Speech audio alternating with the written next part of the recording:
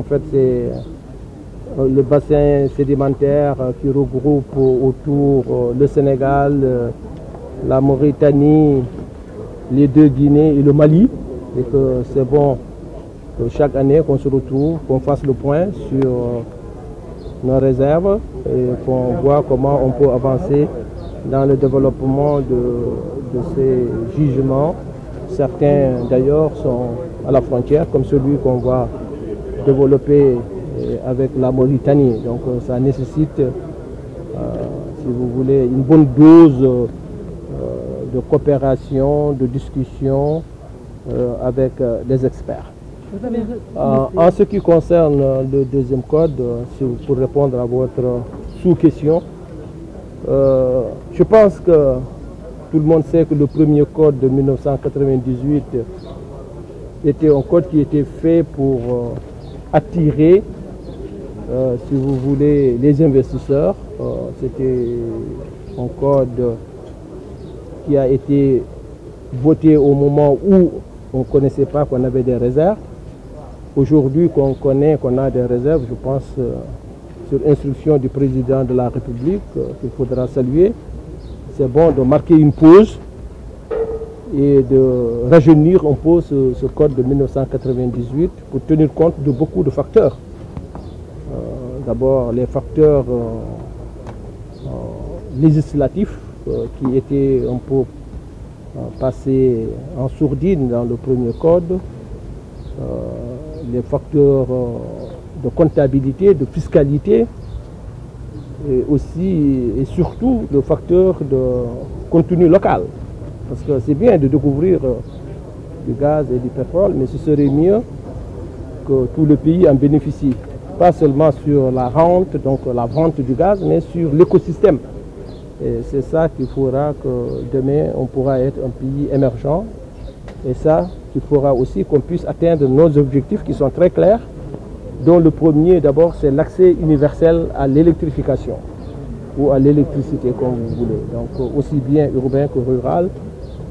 Le deuxième c'est de l'électricité moins chère pour faire du Sénégal un hub logistique de transformation, donc développer l'industrie ou l'industrialisation de transformation,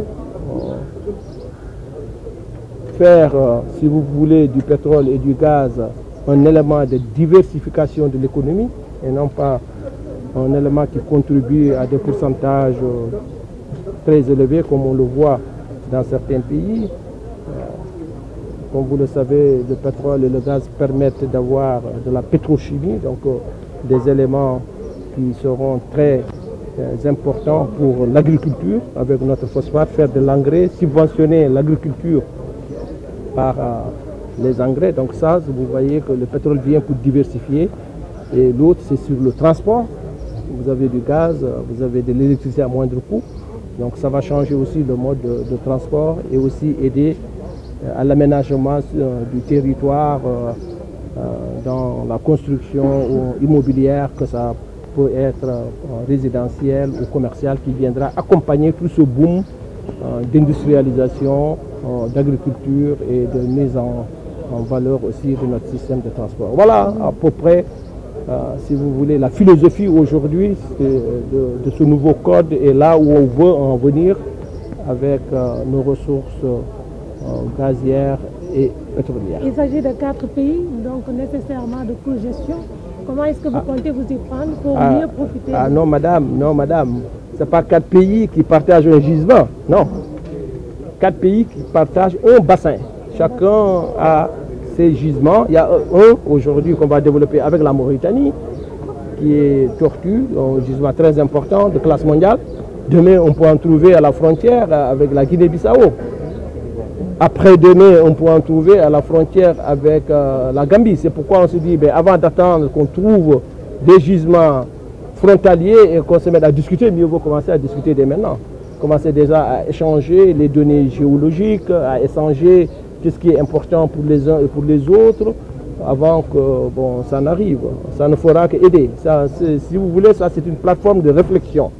Et maintenant, on veut en faire une plateforme internationale. Elle est déjà d'ailleurs. Vous avez vu, il y a beaucoup de prospects, des gens qui n'ont même pas encore de bloc ni en Mauritanie, ni au Sénégal, et qui sont présents, qui sont là pour nous écouter, pour voir où est-ce qu'on va, et pouvoir aussi contribuer pour probablement demander des blocs, mais toujours dans le nouveau code.